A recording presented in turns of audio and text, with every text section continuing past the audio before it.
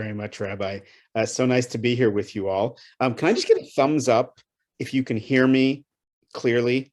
Just let me know. Excellent. Okay, great. Nice to meet you all. As the Rabbi said, the plan was for me to be speaking to you from the Holy Land. I still am, actually. Just instead of Israel, it's the Holy Land of Crown Heights, New York. I came in, it's a last minute decision. I came in as a student Shabbat program that they asked me to come and speak for this Shabbat. So I just arrived in New York 2 hours ago.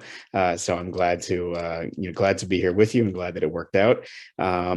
It's a funny subject to talk about, burial, cremation, afterlife. There's a story that I once heard of this older gentleman who's laying in bed and calls over his wife and says, honey, can you come sit here, with me on the bed? So she's a little curious and says, okay.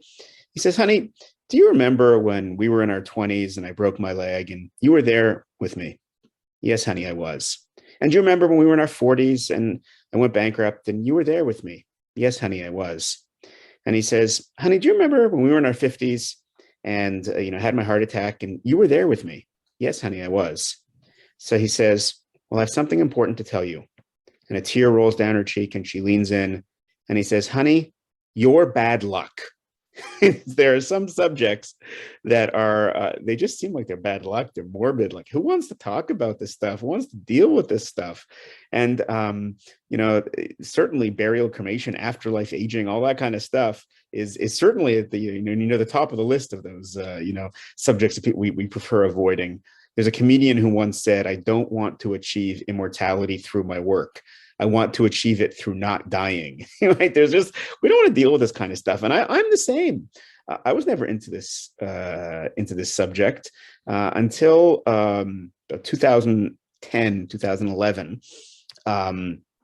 I fancy myself some kind of an educator, and I would, travel around and speak to Jewish communities. I was, before COVID and Zoom times, it was in person, and I used to spend a lot of time on the road. And I was actually on a speaking tour in Florida, and I open up and my subjects were always very, very positive. I have a whole subject, and I've written books on, why be Jewish, why raise a Jewish family, how to raise a Jewish family, happiness, relationships. It's all like positive, stuff, or neutral, positive, whatever. Nothing negative, morbid, death.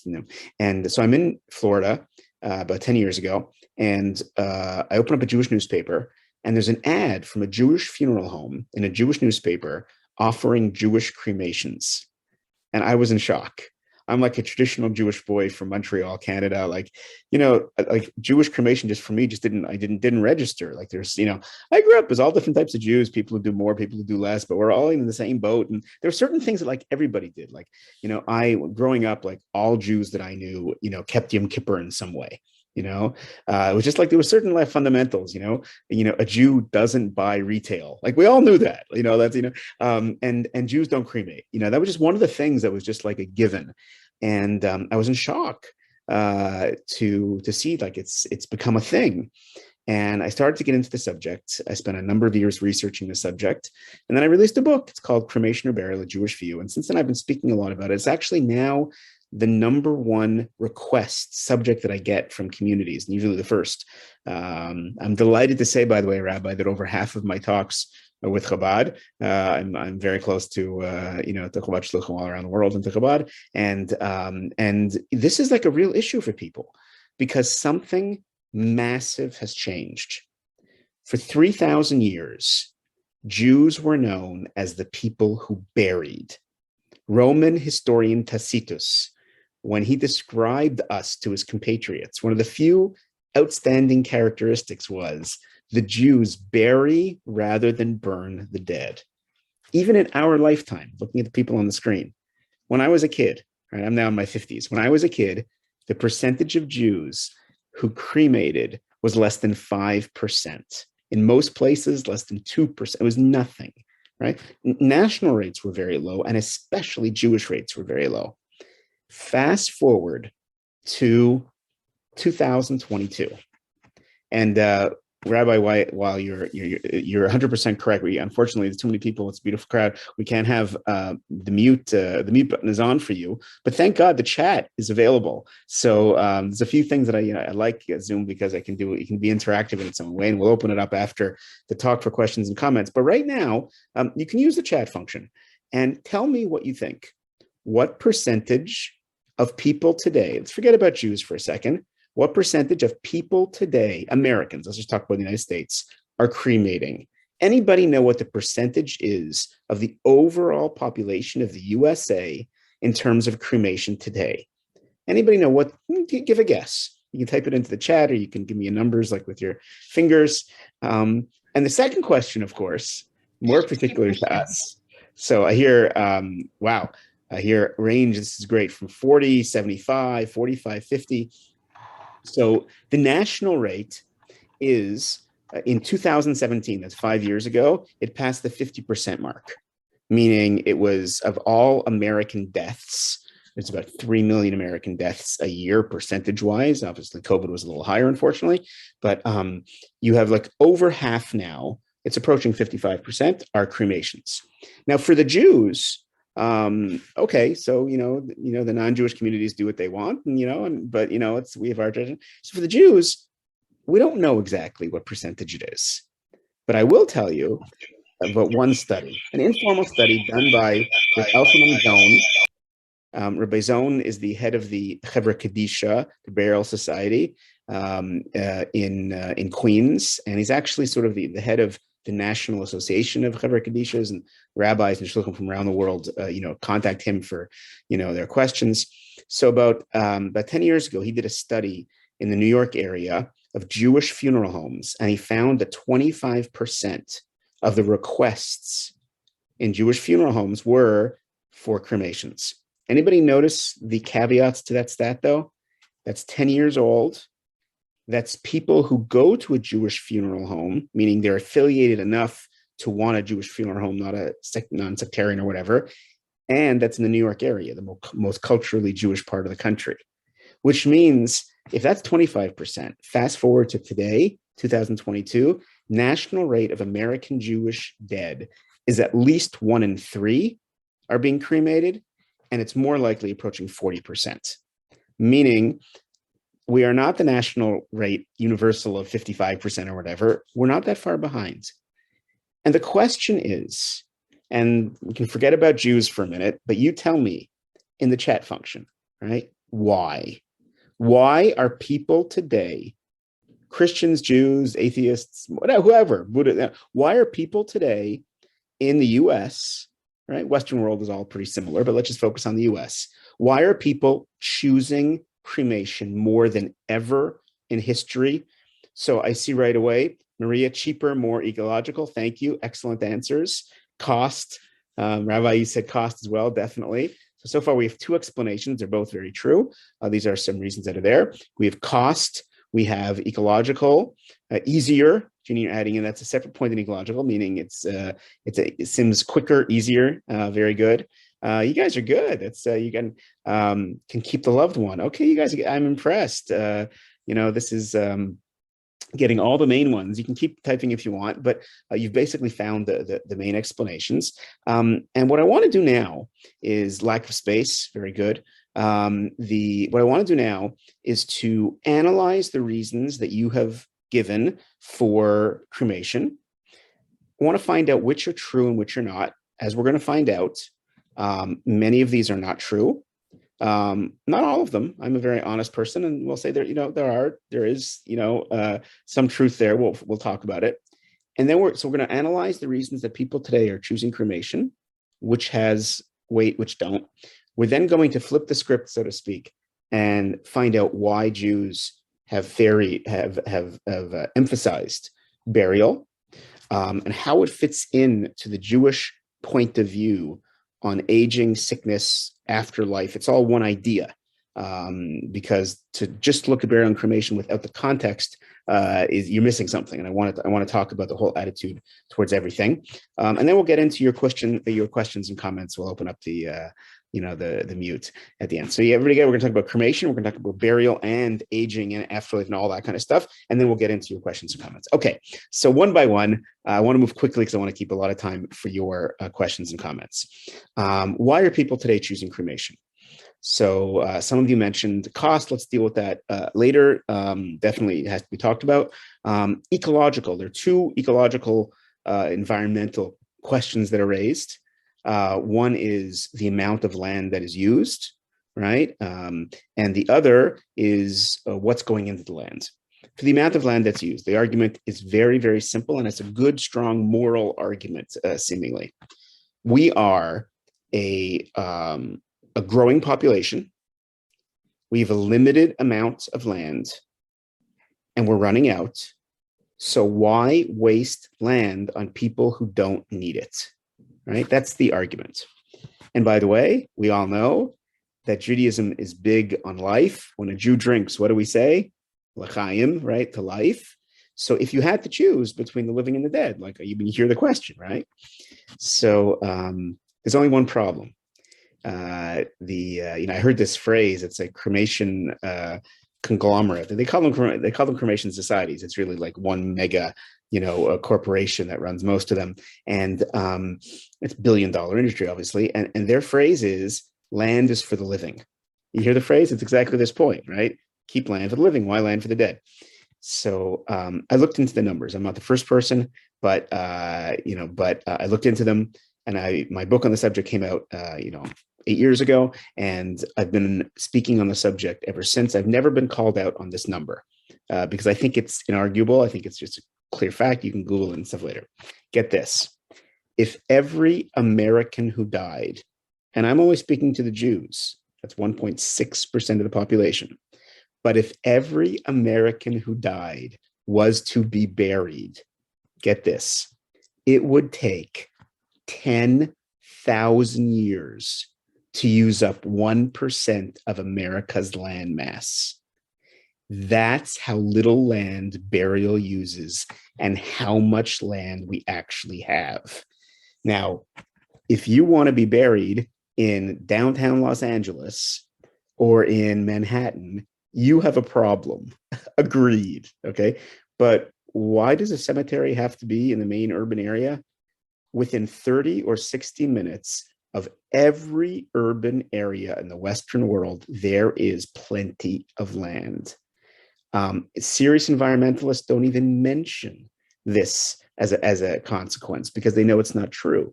By the way, if you doubt me on the numbers, next time you take a plane, hopefully this COVID thing will be over and we'll start traveling regularly again.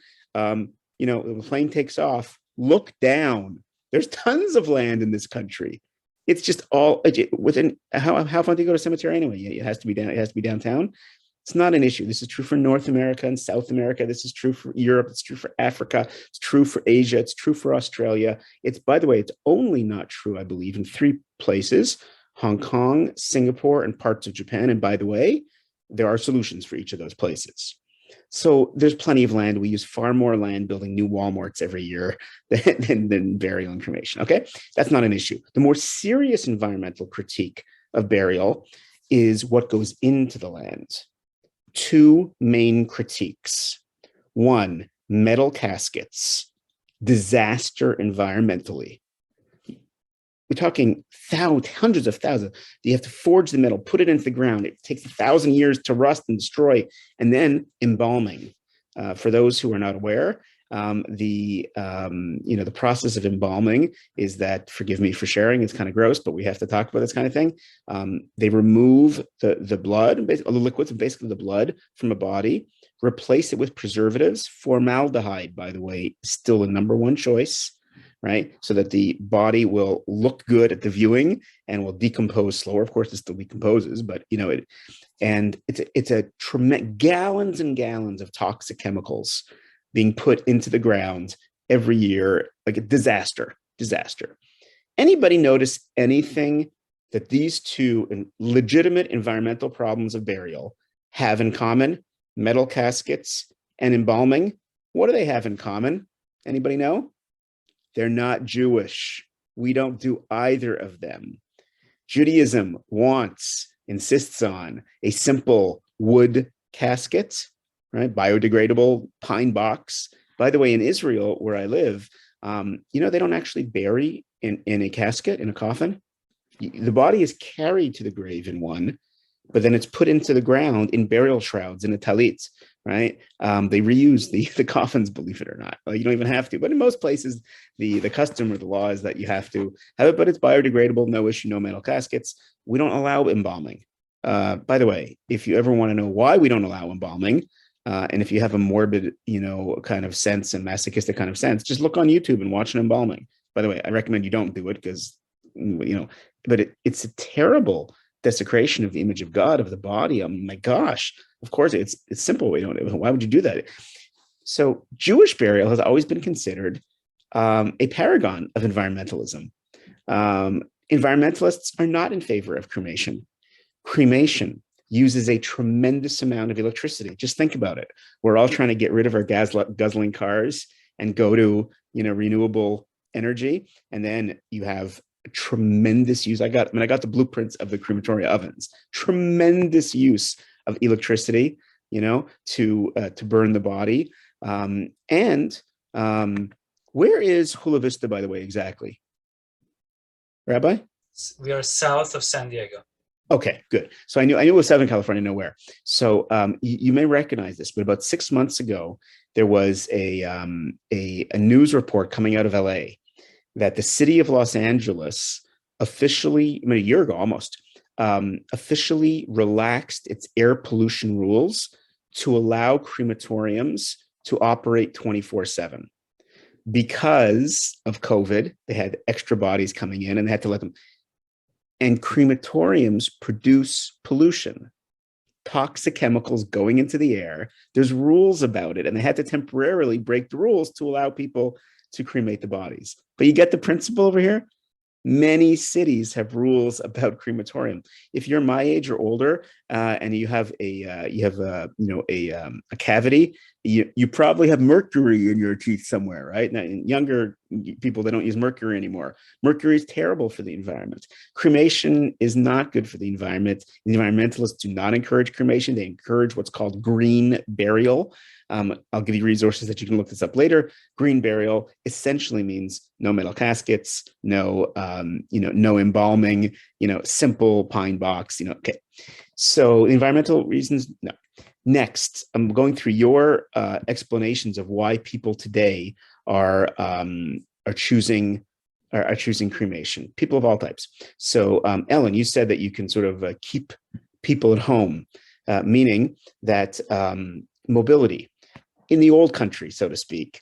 You'd have generation after generation in one family plot. It was kind of a beautiful thing, right? Today, the grandparents are on the East Coast and the kids are on the West Coast and the grandkids are going to be who knows where.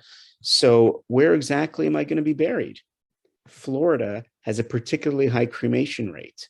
And one of the explanations is there's so many retirees in Florida. So what, you want me to be buried here in Florida? The only people I know are in the old age retirement home, and they're going to die soon anyways. You want to be buried back in New York? I haven't lived there for 20 years. In California with the kids, I don't know anybody there. Like, nobody's going to visit my grave. So why bother having one? You hear the point? Rather, just take the urn, take the cremated remains with me, right? So 2 quick points. And the first one is I want to check your knowledge of Israel, okay? And you give me a thumbs up if what I'm saying is true, and a thumbs down if what I'm saying is not true, okay? Fact: the #1 visited tourist site in Israel is the grave of Moses. Moshe Rabbeinu, the Moses, is the #1 visited tourist site. True or untrue? Anyone? Okay, I see some downs. So how do you know that it's untrue? Well, there's 2 ways. #1, he's not buried in Israel. If you remember the end of the Bible, the end of the Torah, he never made it into the land of Israel. Martin Luther King Jr. uses that imagery in one of his final talks. So I have gone up the mountain. I've seen the promised land. It's from the verses in Deuteronomy at the end of Devarim that Moshe Rabbeinu is buried outside of the land of Israel, in presently the country of Jordan. And second of all, we don't know where he's buried. Torah makes it very clear. We don't know where he's buried. The commentators explain that God didn't want his place of death to be a burial, to be a place of idol worship, because he was such a great prophet. So ask yourself the question, has anyone ever visited the grave of Moses? And the answer is not knowingly, not consciously. And yet God did not choose cremation. We know archaeologically, cremation was the norm 3,000 years ago. It wasn't the only way people disposed of bodies. Right, the Tibetans have their sky burials where they put a body up on a tower and the vultures eat it. You know, the Vikings put a body on the raft and set it aflame down a river. There's a million ways that societies have done with dead bodies, but God chose burial because, get this, we in our modern minds, we connect two things. We connect visiting a grave and having a grave, and we assume that if a grave will not be visited, why bother having one? And the point of talking about Moses' grave is to correct that mistake. No one's ever visited his grave, and yet God chose burial. Meaning, it's nice to visit graves if you're into it. You know, I actually am. Don't worry, I don't go every day. I'm not some kind of weirdo, but it means something to me. My father's grave, in Montreal. My grandparents are there. I like going to the graves of the tzaddikim, tzadkanios, the righteous, men and women in Europe. I've been to, the Rebbe's oil, here in New York. I mean, like, I connect to it. I think it's a beautiful thing. If you don't, you don't have to go. There's no obligation to go to graves, right? But whether you have one or don't have one has nothing to do with whether it's visited. By the way, it's somewhat surprising how often the kids or the grandkids, somebody becomes a little more traditional or gets into the family tree genealogy, and it means something to them. But even if not, furthermore, on the flip side of the question, people think that, like, having the urns, like, I'll take grandma with me. Okay, so let's do a little math, okay? Judy is the daughter, so she gets the urns, and but she gets a little bit older, moves out of the house that she raised her kids in, and so that the remains get passed on to the next generation. So Judy had 2 urns. The next generation is going to have how many urns? 4. Next generation, 8. Next generation, 16. I'm being a little facetious, but you get my point. Like, our lives and our homes are not set up for the long-term keeping of cremated remains. It just doesn't happen. They're thrown out at some point, usually pretty quickly, actually. There is a discomfort with those remains. They are neglected usually. And it doesn't solve any mobility problems. So when you look at the reasons that people choose cremation today, there's one more that you listed, that it's quick and easy, right? Those are 2 related, slightly different but related things. So this is actually my biggest surprise when I started researching the subject, 10 years ago. I always had assumed that the cremations were like a microwave oven. You put the body in, press a button, 5 minutes later, the body pops, the ashes pop out. Typical cremation takes 60 to 90 minutes for a thin person. If, like me, COVID-19 has done a job on you and you've put on a little bit of weight, then it takes 2 to 3 hours. For an obese person, that's 1/4 of America today, right? It's a BMI of 30 or above, whatever they call it. It's 4 hours for a cremation. During that time, forgive me, the body is not calm and placid and spiritual. The muscles are expanding and contracting. The brain is sizzling. It's a disgusting, long process. Now, I'm not going to sit here and tell you that burial is pleasant. Okay, I mean, I remember high school labs. Like, decomposition is gross. I'm just trying to say that, like, they're both kind of gross, right? And one, burial, get this, is the natural way of every living thing. A plant grows, blossoms, goes back to Mother Earth. An animal is born, runs around the forest, goes back to Mother Earth. Burial is natural. Cremation is artificial. So, ladies and gents, as you go through the reasons that people choose cremation today.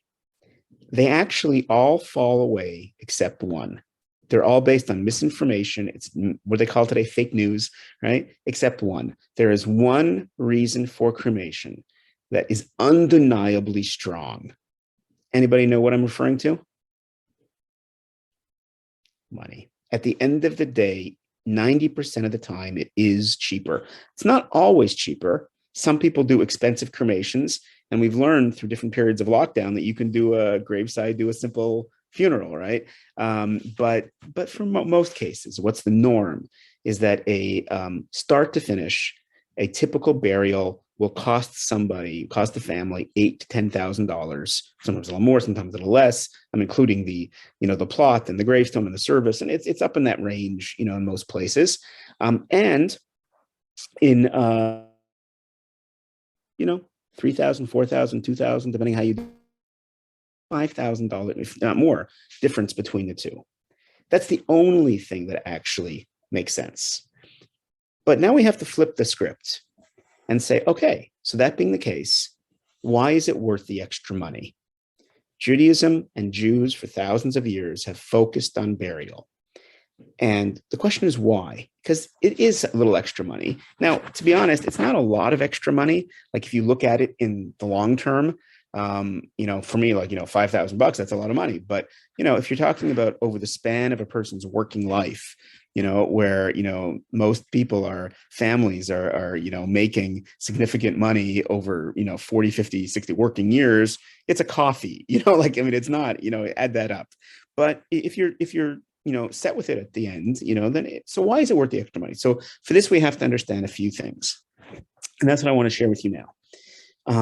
Anybody here remember an astronaut named John Glenn?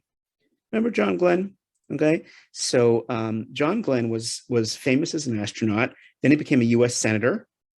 And then he did something that no one else has ever done to my knowledge. He went back in space. Remember this? I don't remember how old he was exactly, but he was like in his 70s. I think to this day, he was like the oldest person to ever be in space. I'm not sure. And I remember the news articles at the time. Everyone was so impressed by John Glenn. He was a cover of Time magazine, that wow, a senior citizen can make it into space. And by the way, NASA did not relax its rules to put him into space. Just think about it. If something had happened to him, oh my gosh, it would have destroyed the space program, right? I see. You've seen William Shatner recently went into space. That's right. Although what's his name? That was like a 5-minute thing, right? So versus that, but I get your point. Okay, so he's not the oldest. So when John Glenn went into space, everybody was so impressed. Wow, cover of. I actually was embarrassed. I was impressed by John Glenn. I couldn't get into NASA programs by when I was 25. Never mind when I was 75. But the focus of the media, the focus of the whole experience was, wow, look what this guy can do. He can do what a young person can do. Notice the problem? The media attention, the focus was not on, wow, his experience, his wisdom, his grace. It was that, wow, he can act like a young guy.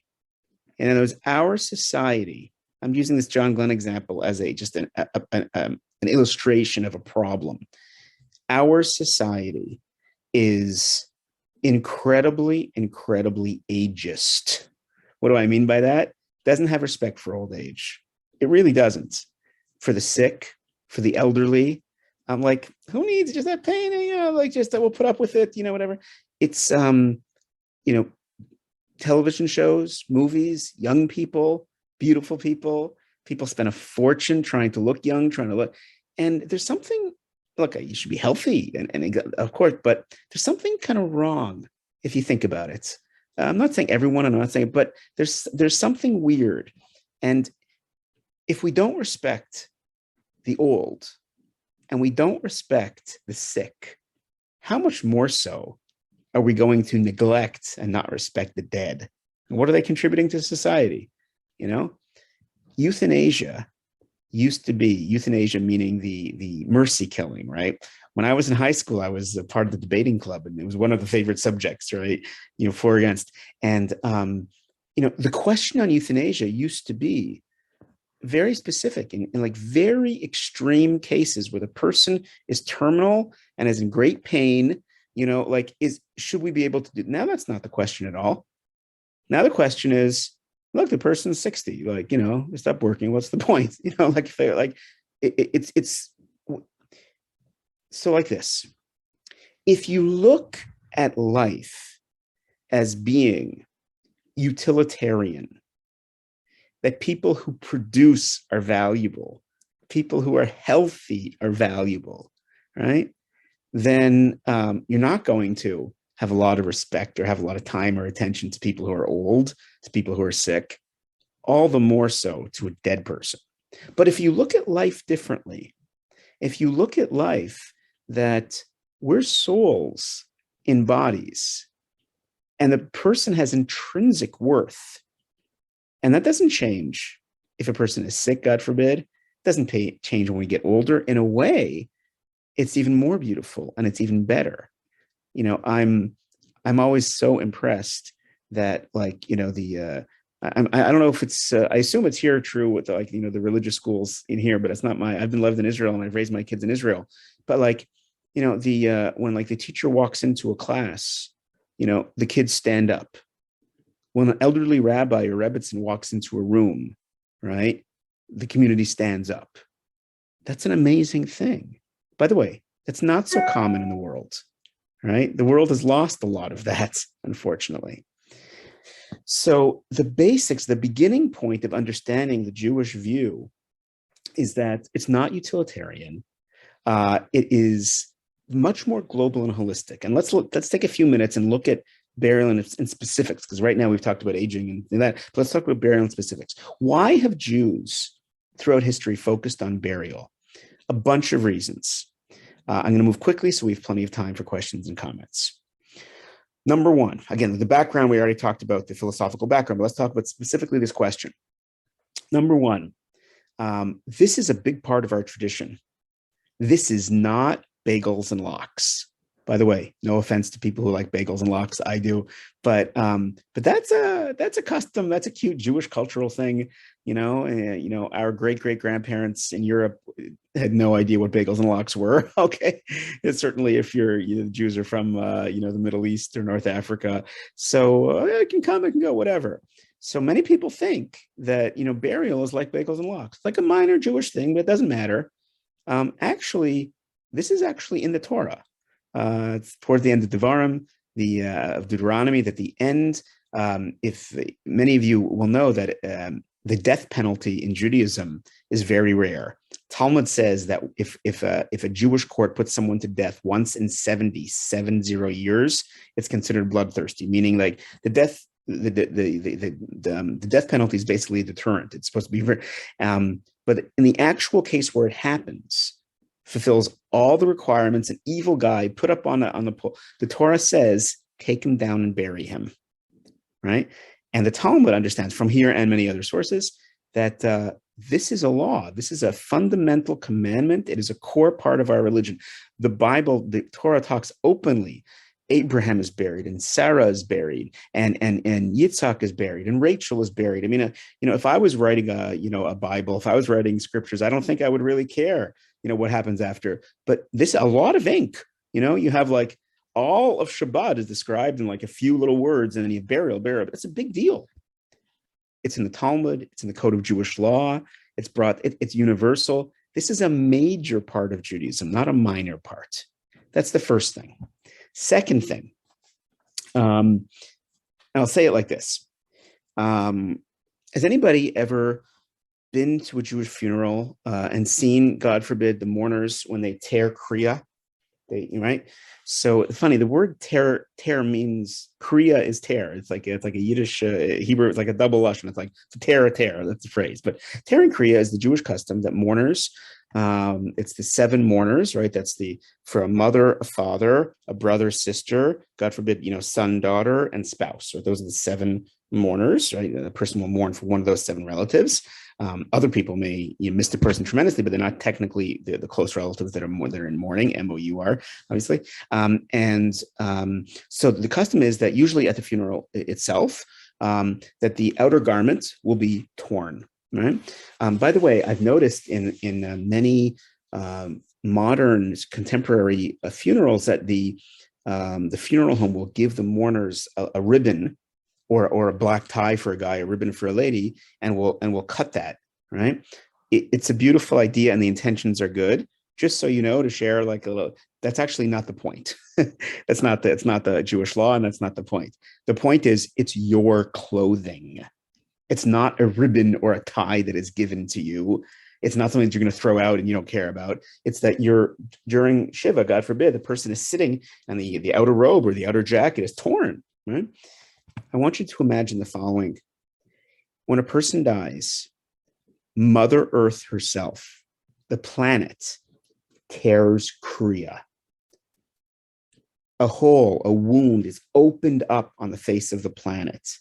It's ugly. It looks wrong. It's painful. It's not comfortable, and it's not supposed to be. And then, with time, slowly, the relatives, the loved ones, put the body into the earth, shovel dirt on top of it. Healing begins. But there's always a tombstone. There's always a scar. The person is never forgotten. They have made their mark in the world. I don't know about you, but to me, it's like a beautiful image that the earth itself tears Kriya. The symbolism of that is that we, the living, need burial, need cemeteries. Just like we talked about the philosophical background that the modern world today is very much like anti-aging, anti-sick, anti-death. Like there's not like it, there's something called like the toilet assumption. If something's unpleasant, just want to flush it, get rid of it, right? So the bathroom is unpleasant, and death is unpleasant. Forget 7 days Shiva. It's too long. It's depressing. Go down to 3 days. Go down to 1 day. I do a funeral service. Just send an email, right? This is the way the modern world is progressing. Less and less focus, and it's unhealthy. It's unhealthy for society. We look at life, if we're not careful, the way that many people look at life, it's like a snapshot. What's going on now? What's going on now? Life is not a snapshot. Life is a movie, and we're born in the middle of it, and we die in the middle of it, and we're part of a story. And everything that happened before, I'm the recipient of, and I'm the person who's going to leave to the future. And when you have cemeteries, when you have mourning, when you have rituals, when you don't rush it and flush it away, that means that I can deal with it. I can grow from it. I can experience it. I can achieve closure from it. Because when you just speed up these experiences and ignore these experiences, you're not just ignoring death, you're ignoring a part of life. And that's why so many people don't have closure and don't know their role in the world. Moving quickly, we're going to have time for questions and comments. If you were to make 2 maps of the world, one map of burial versus cremation rates, and one map of monotheism, where people believe in one God on the one hand, versus belief in no God, atheism, or polytheism, many gods, right? And you were to take the monotheism map and the burial map, and you were to put the 2 maps of the world together, you would find an incredible overlap. Just think about it. Where are cremation rates the highest? The Far East, India, Japan, over 95%, belief in many gods. Even in the US, by the way, the Bible Belt has much lower cremation than the quote unquote secular coasts, right? There's a lot of literature on the subject as to why there is this connection, but there is a clear connection in people's minds and hearts between burial and belief in God. People who believe in one God tend to bury at higher rates than people who don't. Exceptions to every rule, but that's the norm. Incredibly strong, by the way. Europe, for instance, when Europe was Christian Europe, cremation was unheard of. Since Charlemagne, right? The Catholic Church outlawed it for 1,500 years, right? Now, post-Christian Europe, right? It's the norm. It's funny how it works that way. There's many explanations as to why. I'm going to share with you mine. Very simple.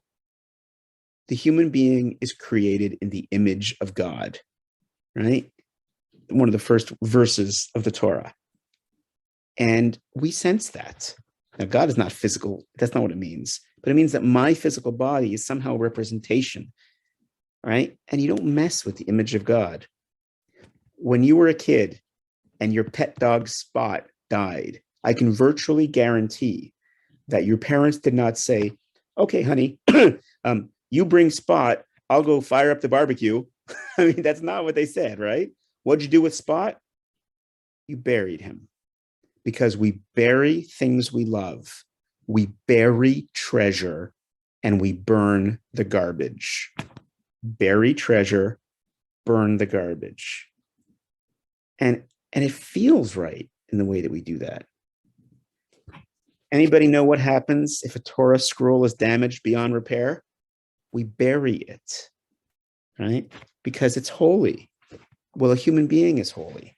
By the way, holier than a Torah scroll. Every human being. If there, God forbid, Rabbi, just God forbid scenario. If there's a fire in the Chabad house, God forbid, can you risk your life to save the Torah scroll? Absolutely not. Again, if you can get in there and the firemen say it's okay, it's smoke, we'll handle it, no problem. Of course, get in. It's the holiest object that we have, and it's worth a fortune, and save it. But if there's a risk to your life, you're not allowed to risk your life. Doesn't matter, by the way, how long your beard is. Take a look at the rabbi compared to me, or if you have a beard, or man, woman, old, young, healthy, sick, observant, not that observant. It doesn't matter who you are, what you do. You are holier than a Torah scroll. We bury treasure. We burn the garbage. A human being deserves that burial, that Tselem Elokim, that image of God. So, ladies and gents, what we've basically done is analyzed the reasons why people today are choosing cremation. We went through them in terms of the mobility and environmental issues and things like that. And we've come to the conclusion that they don't hold water. When you go through them, you analyze them, they're not true except one. Cremation is generally cheaper. Very often $5,000 or $6,000 cheaper. So we flipped the script and said, okay, so why is it worth the extra money? Some things are worth the extra money. Guys, when you proposed to your beloved and you gave her a ring, I assume it was not from a Cracker Jacks box, right? You put some money into that ring. Some things are worth a little extra money. So Jews throughout history have said this is worth the extra money and effort. And we try to understand a little bit. There's a lot to talk about, which we don't have time for, but a little bit of why. Why is this so important? We started out with the overall philosophical background, which really explains everything when you think about it. And that's what's one's attitude towards aging, towards towards the sick. Obviously, that's going to have a huge effect on one's attitude towards death. We then got into practical reasons. One was the idea that it's a mitzvah. It's a core commandment. It's not a bagels and lox kind of a thing. Two, we got into the idea of terror, right? The idea that healthy societies need to deal with death, experience it. Cemeteries are healthy. 7 days, 3 days, 1 day, 1 hour. It's an unhealthy attitude the Western world has to just, toilet assumption, to flush it away. We talked about that the body is in the image of God, deserves burial. One more idea, and then we'll open it up for questions and comments.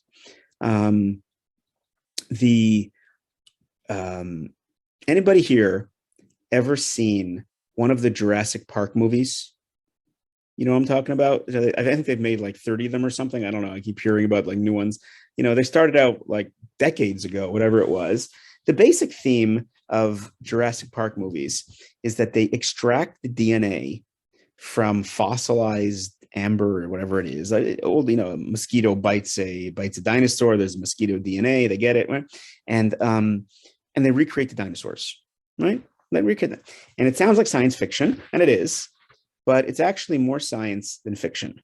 What do I mean? Remember Dolly, the first sheep that was cloned? It's 30 years ago. Today, cloning is science. There are numerous Hollywood celebrities whose pets got sick and they cloned them. Google it, you'll see. The science is very comfortable with cloning, right? It's just a matter of expertise and knowing. The idea that you can bring the dinosaurs back is actually quite reasonable. They can't do it yet scientifically, but it's not crazy, right?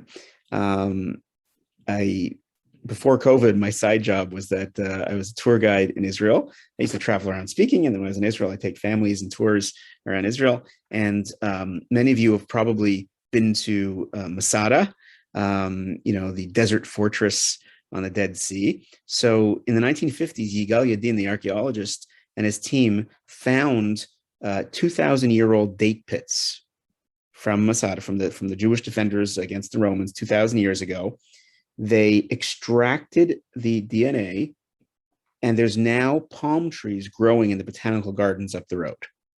The fact that you can bring things back. So get this, the traditional explanation for why burial is important is because the body is going to come back. It sounds nuts. I understand that.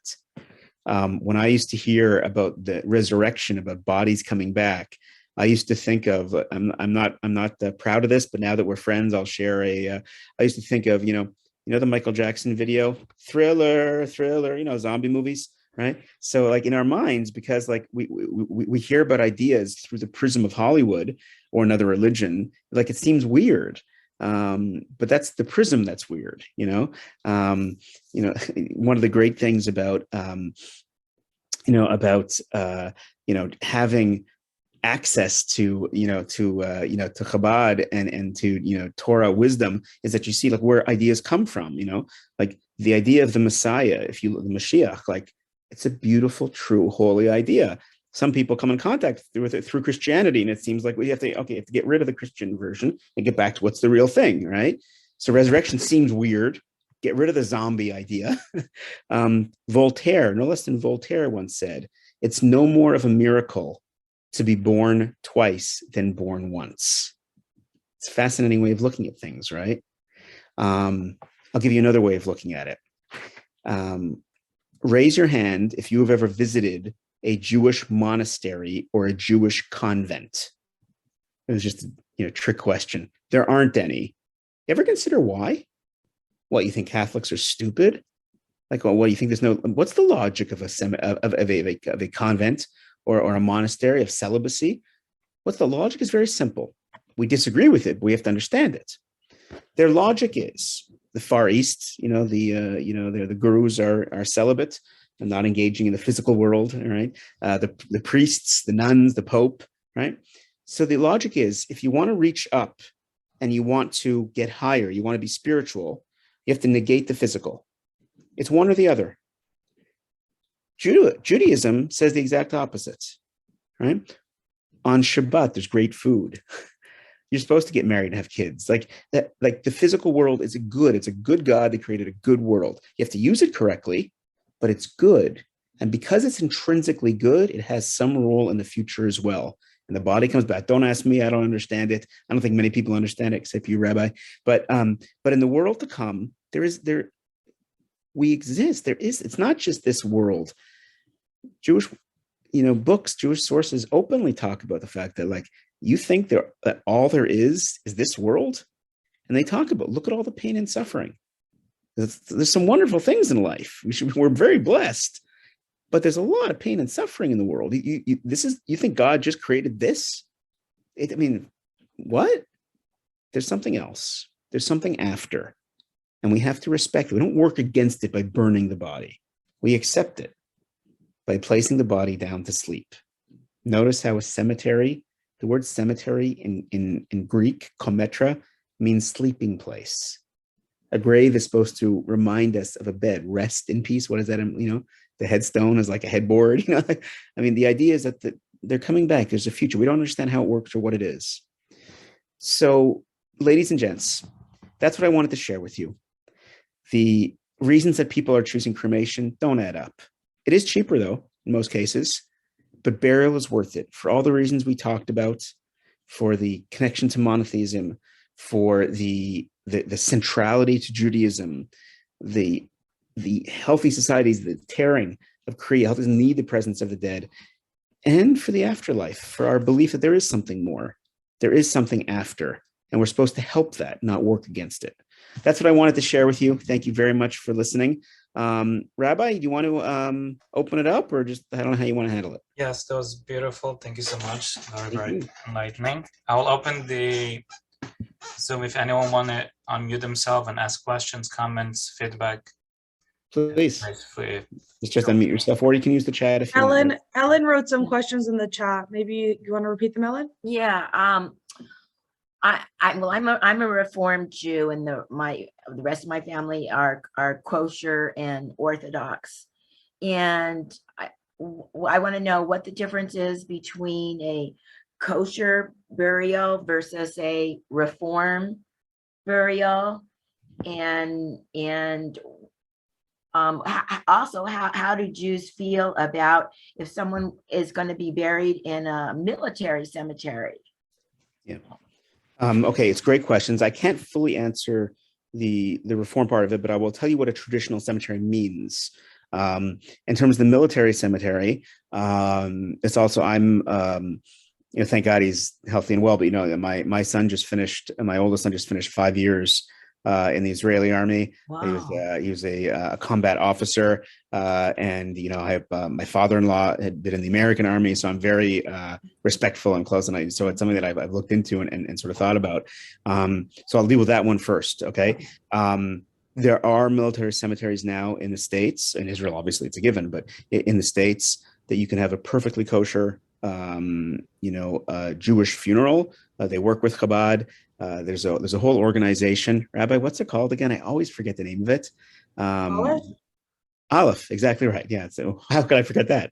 That they work with soldiers and prisoners, like two different things. And so you can have your cake and eat it too. Not in every military cemetery; they're not all ready for that, but there are numerous ones that it can be done. Be in contact with the Chabad Rabbi and Rebbitzin, and they'll figure that out for you. In terms of the main question that you asked, Ellen, which is sort of why are there different types of Jewish cemeteries? Isn't it just have one cemetery, right? So as far as I understand, the main difference is going to be, does the cemetery abide by traditional Jewish law, or do they just let you do what you want to do and do whatever? In other words, a traditional Jewish cemetery, there's no niches for cremations. Right. In the 1890s, believe it or not, 130 years ago, there was a cremation fad in England. It comes and goes. It's not like a new thing. And Jews were starting to follow the trend and cremate. And the rabbis in England 130 years ago made a decree that that cremated remains cannot be buried in a Jewish cemetery. Now that's actually surprising on a technical level. Why? Because cremated remains are just dirt. There's no DNA left. It's nothing, right? A Kohen, a Jewish priest, is not allowed to go into a cemetery. You can pick up a thing of cremated remains, doesn't matter. Forensics experts are not into cremation because you can't do anything with you can't dig up the body and check things out. Like, it's just, you can't tell the difference between one cremated remain and another cremated remain. Like, it's nothing, right? It's your cat. Who knows, right? So why would the rabbis forbid you putting cremated remains into a Jewish cemetery? I can go across the street and take a shovel of earth and put it in this Jewish cemetery, because they were trying to send a signal. They were trying to send a signal that, don't think that if you place these ashes in a niche or in the Jewish cemetery that you've done the Jewish thing, because it's not the Jewish thing. Mm-hmm. And we don't want to give it the imprimatur, I don't know how you pronounce that word, and the kosher stamp, of it being kosher. So basically, that's the idea. The idea is that a kosher cemetery, as you call it, a traditional cemetery, whatever words you want to use, that it means that it's going to abide by Jewish law. By the way, many, perhaps most, of the people who are buried in traditional cemeteries aren't necessarily the most religious people on the planet, right? I have this monologue in my head. I don't know where I got it from. I think it was an actual person, but I'm not sure. That older Jewish guy gathers his kids together and says, listen, kids, I have something to tell you. I may not have been the best Jew on planet Earth. I didn't do that much. I didn't have a Jewish education. Maybe if I knew more, I would have done more. Maybe not. I don't know. But there's one thing I know, that when I die, I want to be buried as Jews have been buried for thousands of years, because I may not have been the best Jew in the world, but I'm a proud Jew. And I want my last statement on planet Earth to be, here lies a proud Jew. I want the rabbi to say the traditional prayers. I want the headstone to have a little bit of Hebrew. I want them to take, as they do in traditional, they take a little bit of earth from the land of Israel. They sprinkle it right into the grave. I want everything to be 100% kosher, as things have been done for thousands of years, because my final statement is, I may have been an imperfect Jew, but I'm a proud Jew. And that kind of touches me. And I think that's the real answer. That I think at sort of a philosophical level or an emotional level, I think that's the real answer to your question, which is my final decision, my final statement on the planet is, am I going, like, I want to go the fully Jewish way, 100%. I'm not going to start compromising in this and that. So I think that's the answer. Any other questions and comments? I have a comment. Sure. And I understand. I mean, my mother's buried on the East Coast. Actually, she's in Jersey, and I now live on the West Coast. So infrequently I go back. And when I do go back to the East Coast, I do go to the cemetery. And that versus cremation, to me, it's up in the air, because when I look at my children and I look at my grandchildren, I see my mother. There's, and I have to say, God, that's God. When I see a baby, that's God. When I see my children, that's God. When I look at my grandchildren, I see me, or I see my sister.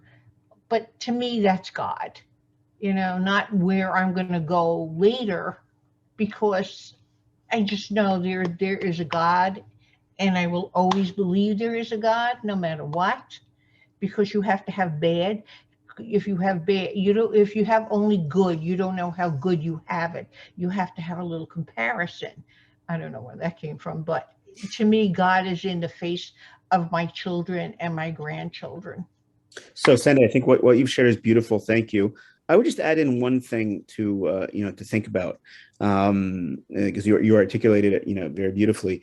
I love the God as a parent imagery that was behind what you just shared, right? Because immediately, God, you talk about parents and kids and grandparents, right? So, a normal parent, a good parent, right? What's an Almost all abnormal parents. parent?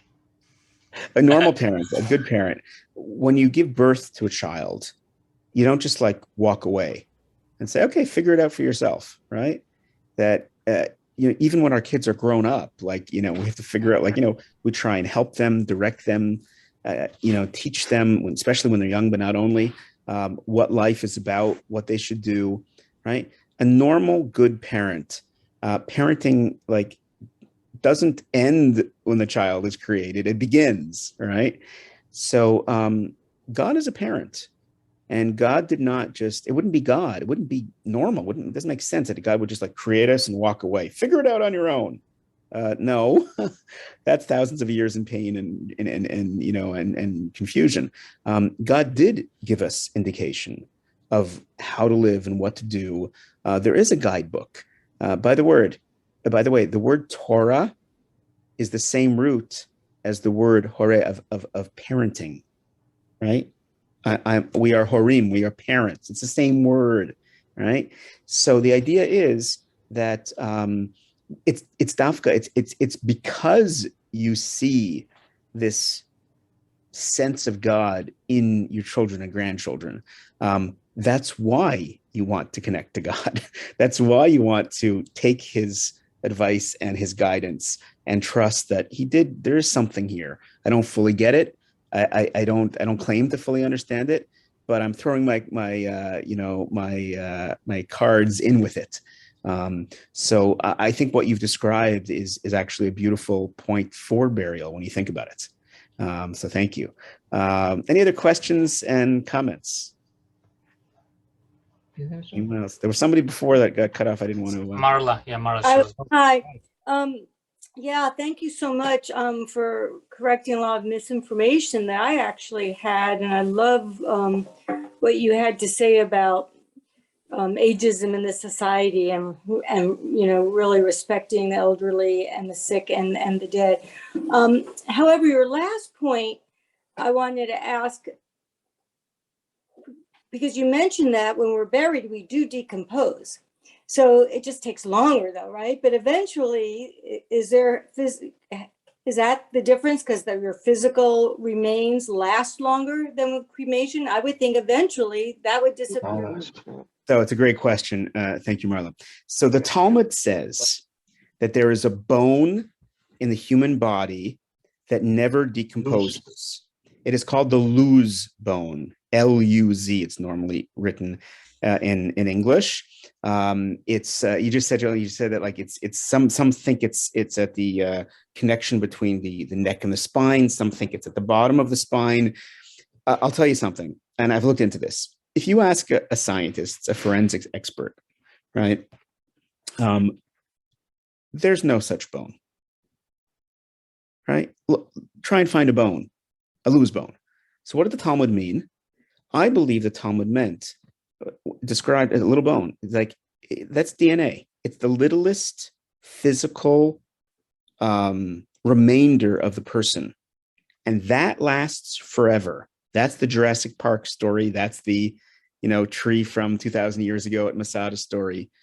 So the point is that physicality lasts forever in some form, and it can come back unless you burn the body.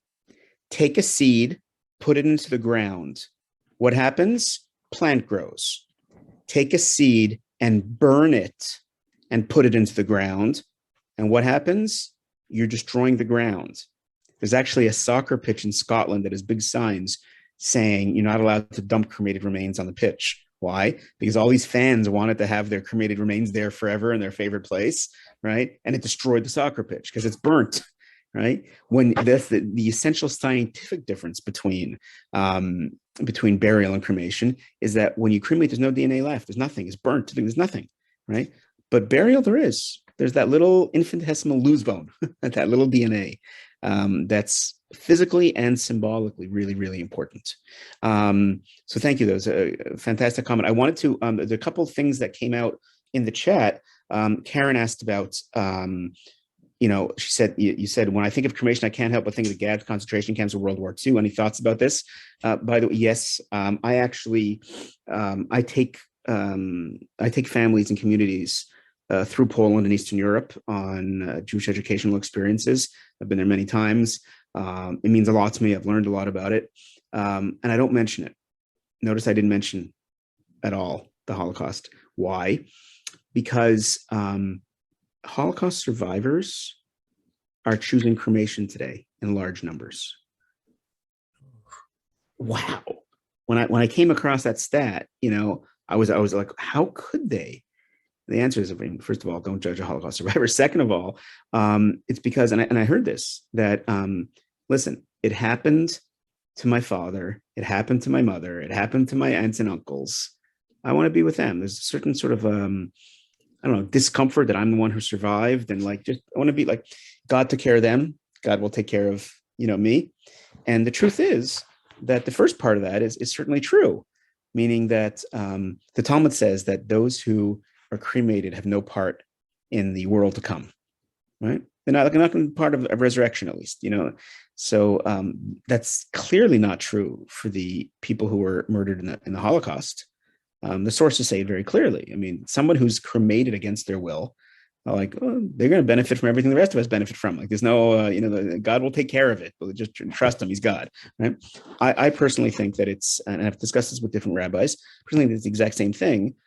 For anyone who, out of ignorance, a person is born Jewish on a Pacific island, never knew they were Jewish, never did one Jewish thing their entire lives. Everybody there gets cremated. Like, I mean, what, of course they're going to choose cremation. What do you blame them for, right? On the other hand, that's different than someone not knowingly choosing cremation and going against Judaism, right? It's not the same.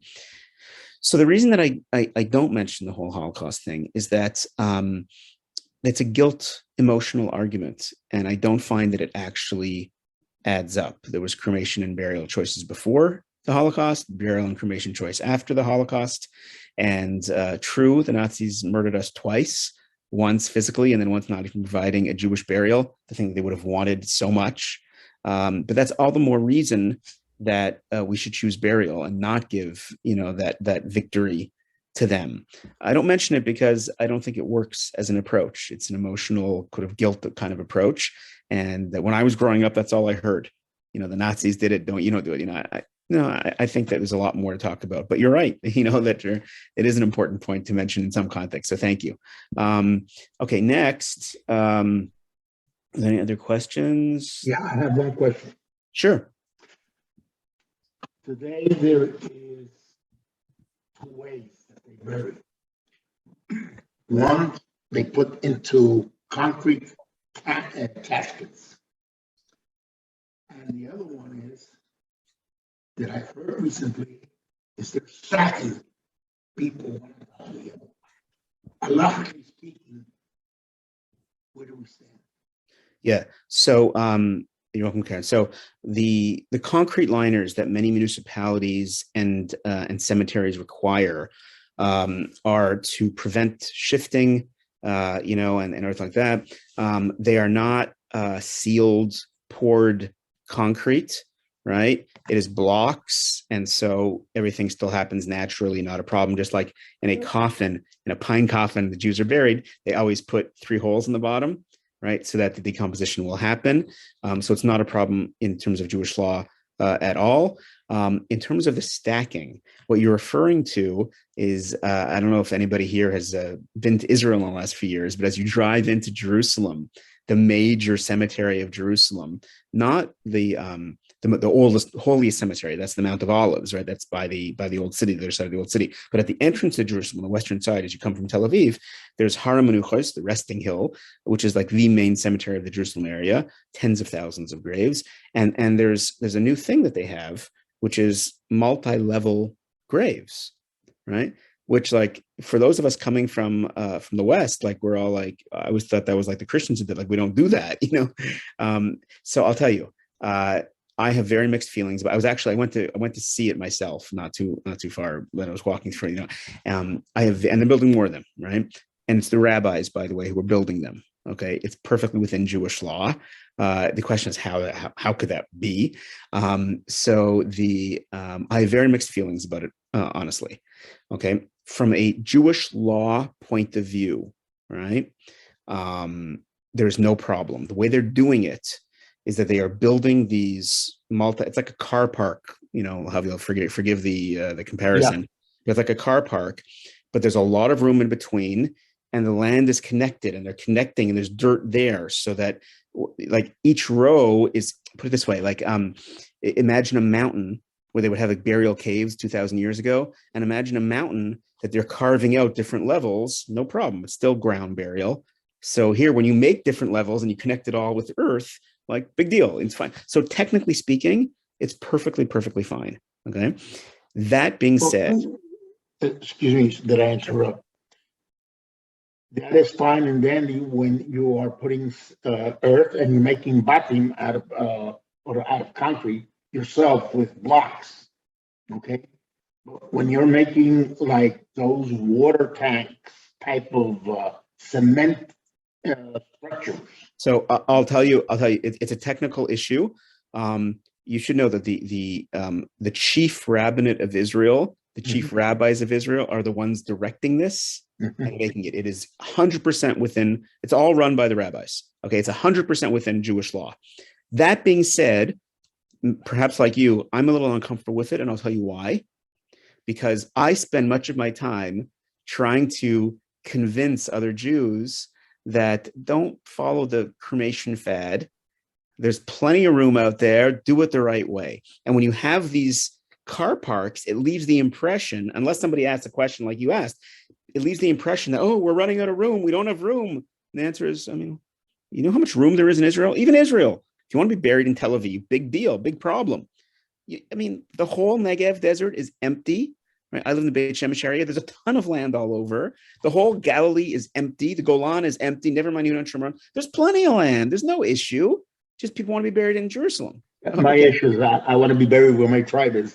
Yeah. Okay. So, so that's why I have these mixed feelings. That being said, listen, at the end of the day, it's being done, within Jewish law and Jewish tradition. So I guess I shouldn't complain about it. That's the reality. Well, you don't want to be buried in a bunk bed? Siblings, all of us together,